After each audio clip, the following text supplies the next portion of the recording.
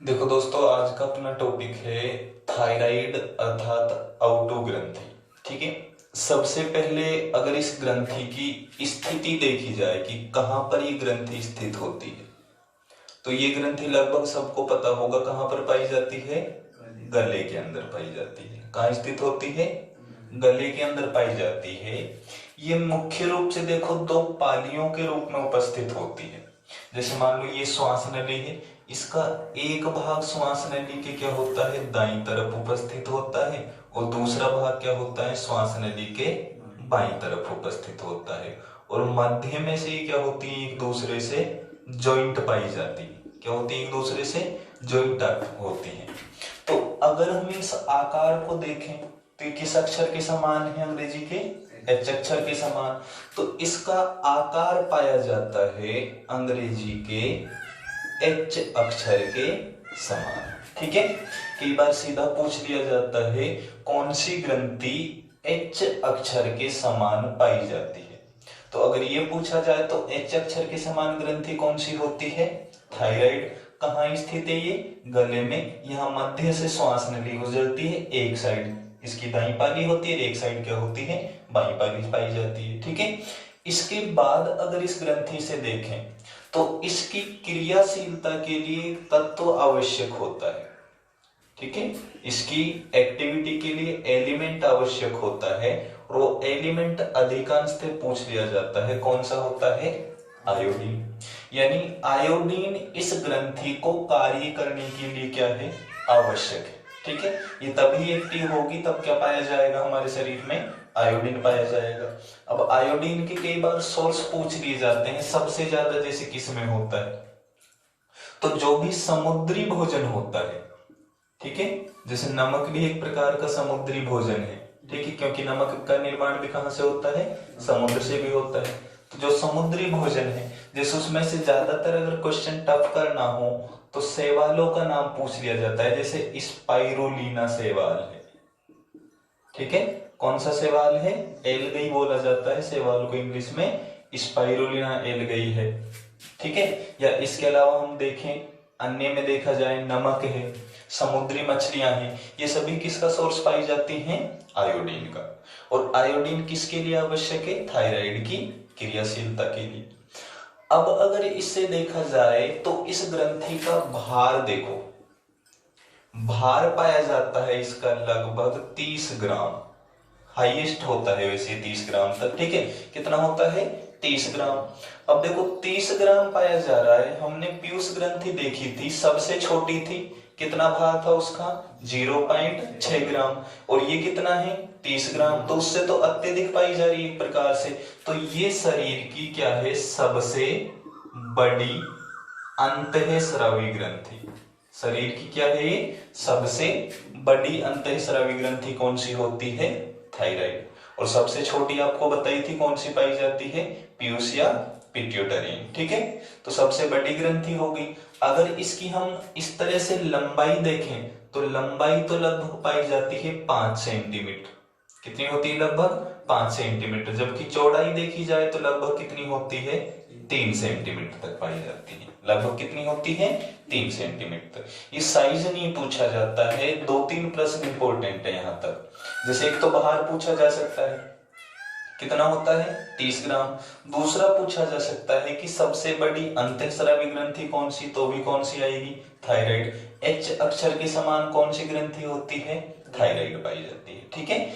इसके बाद अगर इससे देखें तो इससे दो प्रकार के हार्मोन क्या होते हैं? स्रावित होते हैं। दो प्रकार के क्या छोड़े जाते हैं? हार्मोन छोड़े जाते हैं। अब देखो, एक को तो कहा जाता है T4 हार्मोन। ठीक है, टेट्रा आयोडोथायरोनिन हार्मोन। ठीक है। और एक को कहा जाता है T3। क्या कहा जाता है? T3 try iodothyronine hormone. ठीक है। इनका पूरा नाम नहीं पूछा जाता है। T4 का एक अन्य नाम है जो सबसे ज्यादा इंपॉर्टेंट हार्मोन है, थाइरोक्सिन। कौन सा हार्मोन है? थाइरोक्सिन। T4 को ही क्या कहते हैं? थाइरोक्सिन कहते हैं। अब मेन जो मुख्य रूप से थाइरोक्सिन है, इसके लिए सबसे ज्यादा जरूरी क्या है? आयोडीन। अब देखो प्रश्न इंपॉर्टेंट यहां से बनते हैं सबसे पहली कंडीशन हम देखो T4 को ही हम क्या कह रहे हैं, थायरोक्सिन।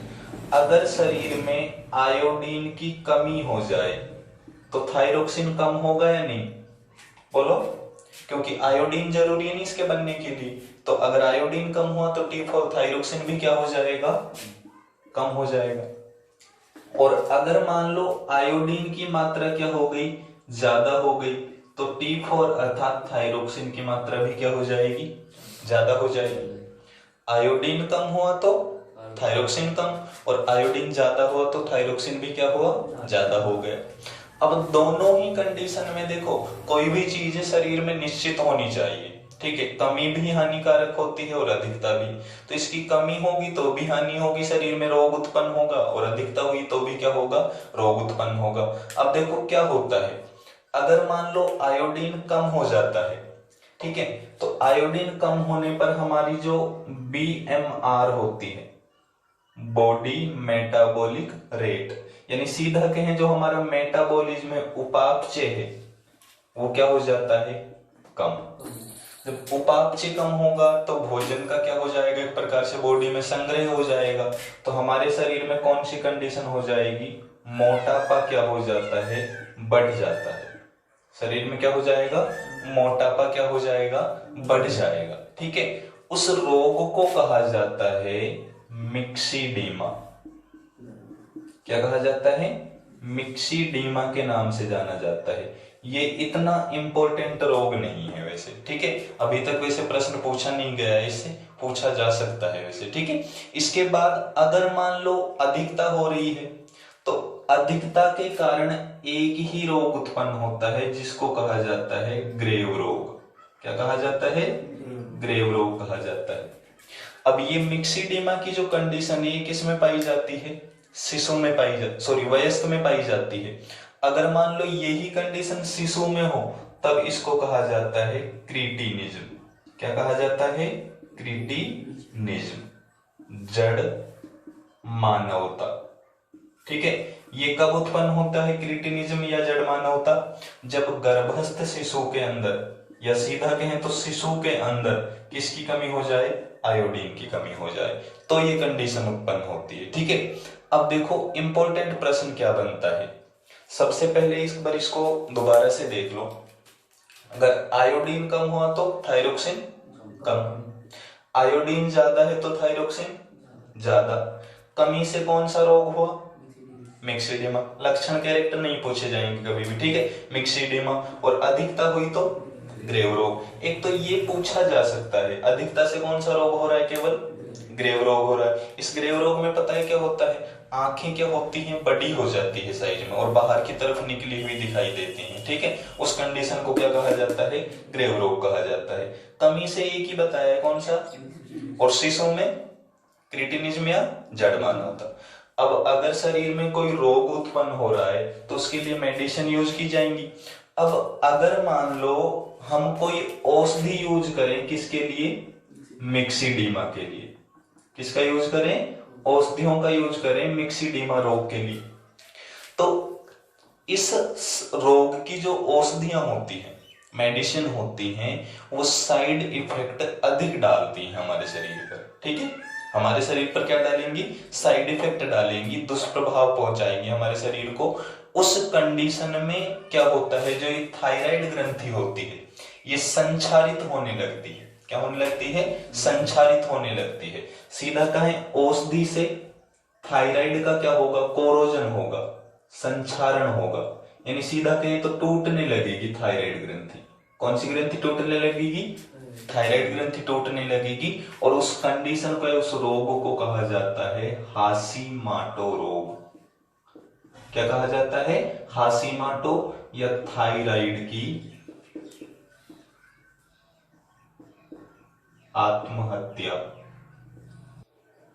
या थायराइड की हत्या, ठीक है। तो देखो हाशीमाटो रोग कब होगा, जब हम किसके लिए औषधि लें, मिक्सीडीमा के लिए मेडिसिन यूज करें और वो क्या करें, इसका थायराइड का क्या करें, संचारण करें, तो उस कंडीशन को क्या कहा जाता है, हाशीमाटो रोग कहा जाता है।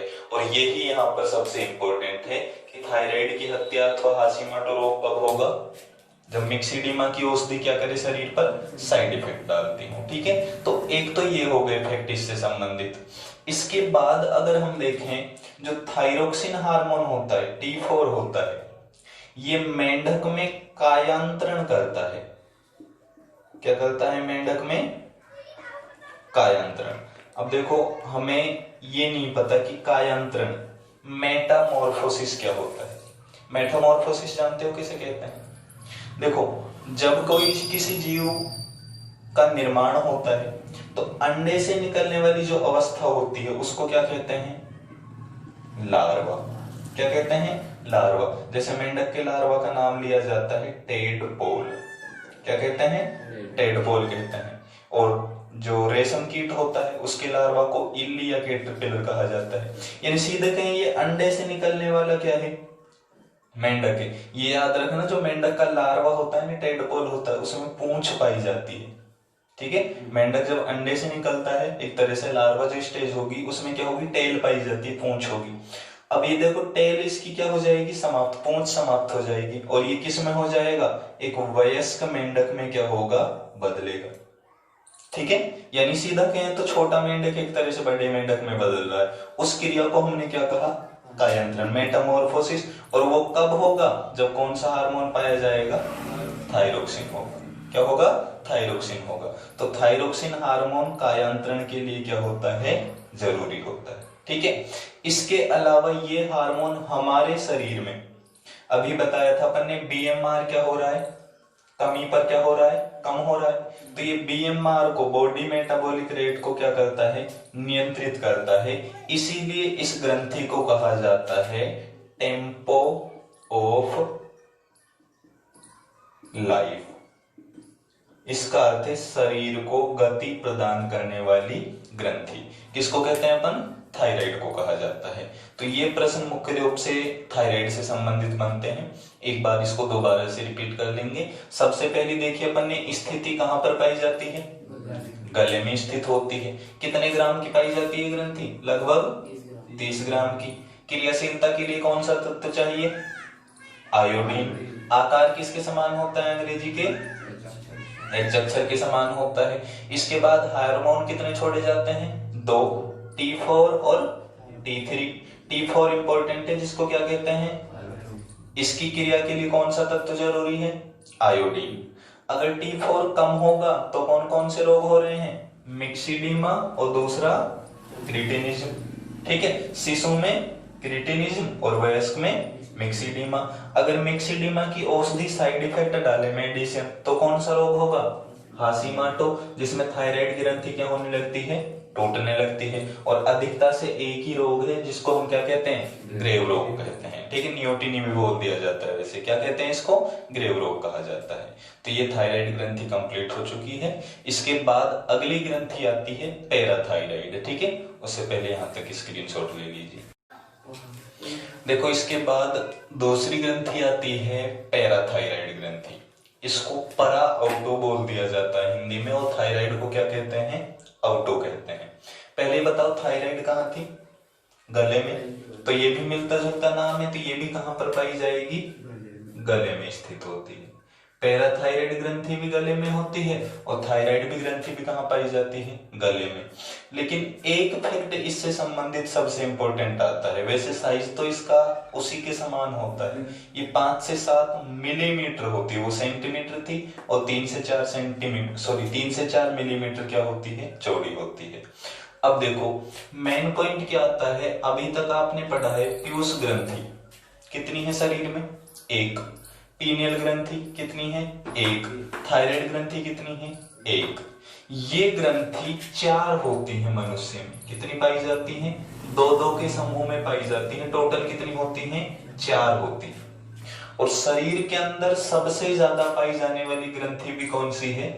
पैराथायराइड। ठीक है, जो 1 से अधिक है, कितनी पाई जा रही है हमारे शरीर में? 4 होती हैं।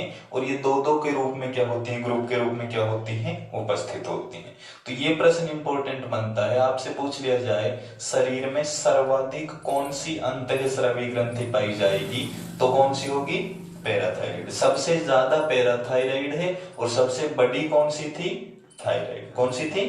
थायराइड थी। ठीक है, इसके बाद अगर इससे संबंधित देखा जाए तो इससे एक ही हार्मोन छोड़ा जाता है, और हार्मोन का नाम क्या है? पैराथार्मोन। देखो अब जो हार्मोन आएंगे ना कोई सी भी ग्रंथि से, वो नाम ग्रंथि से मिलते जुलते हैं। जैसे थायराइड से थायरोक्सिन, पैराथायराइड से पैराथार्मोन। अब इसमें भी वही दो कंडीशन होंगी कि या तो इसकी मात्रा क्या हो जाए पैराथार्मोन की कम, या क्या हो जाए ज्यादा। तो हम दोनों कंडीशन देखते हैं, एक तो पैराथायराइड हार्मोन की क्या हो जाए शरीर में कमी, और एक क्या हो जाए पैराथार्मोन की क्या हो जाए अधिकता। ठीक है, उससे पहले ये याद रखना जो पैराथार्मोन हार्मोन है ये हमारे शरीर में क्या करता है, जो कैल्शियम आयन पाए जाते हैं, कैल्शियम की मात्रा होती है, उसको क्या करता है नियंत्रित। तो सीधा है, अगर पैराथार्मोन हार्मोन की कमी होती है तो शरीर के अंदर कैल्शियम जो आयन होते हैं इनका उपापचय मेटाबॉलिज्म क्या हो जाएगा, कम हो जाता है। क्या हो जाएगा, इनका जो कैल्शियम का मेटाबॉलिज्म है या जो ब्लड में उत्सर्जन के दौरान पुनः अवशोषण होता है, ठीक है, वो क्या हो जाता है, कम हो जाता है। ठीक है, तो इस कंडीशन में क्या होगा, एक तो शरीर के अंदर क्या होगा, जो विटामिन डी होती है, कौन सी होती है, विटामिन डी, उसका निर्माण क्या हो जाएगा, कम हो जाएगा। और दूसरा, हृदय की धड़कन क्या हो जाती है, अधिक हो जाती है। ठीक है, इससे संबंधित मुख्य रूप से रोग का नाम लिया जाता है टिटेनी। क्या लिया जाता है, टिटेनी। ठीक है, आपको सीधा याद रख लेना है, पैराथार्मोन हार्मोन की कमी से कौन सा रोग होगा, टिटेनी। कौन सा रोग हुआ, टिटेनी। ठीक है, इसके बाद अगर अधिकता होगी तो अधिकता होने पर क्या होगा, कैल्शियम आयनों की क्या हो जाएगी, अधिकता हो जाएगी। ठीक है, जिससे क्या होता है, हड्डियों के अंदर छिद्र उत्पन्न होने लगते हैं। क्या उत्पन्न होने लगते हैं, हड्डियों में, बोन्स में छिद्र उत्पन्न होने लगते हैं, और इस कंडीशन को कहा जाता है ऑस्टियोपोरोसिस। क्या कहा जाता है, ऑस्टियोपोरोसिस कहा जाता है। ऑस्टियो का अर्थ क्या होता है, हड्डी के लिए यूज किया जाता है, और पोर का अर्थ क्या होता है, छिद्र, यानी हड्डियों में क्या होना, छिद्र होना, अस्थि छिद्रता कहेंगे जिसको। ठीक है, तो वो कंडीशन किसके कारण उत्पन्न होती है, पैराथार्मोन की अधिकता के कारण उत्पन्न होती है। तो इससे तो एक या दो ही इंपॉर्टेंट पॉइंट बनते हैं, सीधा या तो आपसे हार्मोन का नाम पूछ लेगा कि कौन सा हार्मोन छोड़ा जाता है, या आपसे ये पूछ लिया जाता है कि सबसे ज्यादा कौन सी ग्रंथि पाई जाती है, पैराथायराइड। और इतने ज्यादा इंपॉर्टेंट इससे क्वेश्चन नहीं आते हैं। ठीक है, तो हमारे शरीर में हो गई पैराथायराइड ग्रंथि। इसके बाद अगली ग्रंथि आती है थाइमस व एड्रिनल, ये अपन नेक्स्ट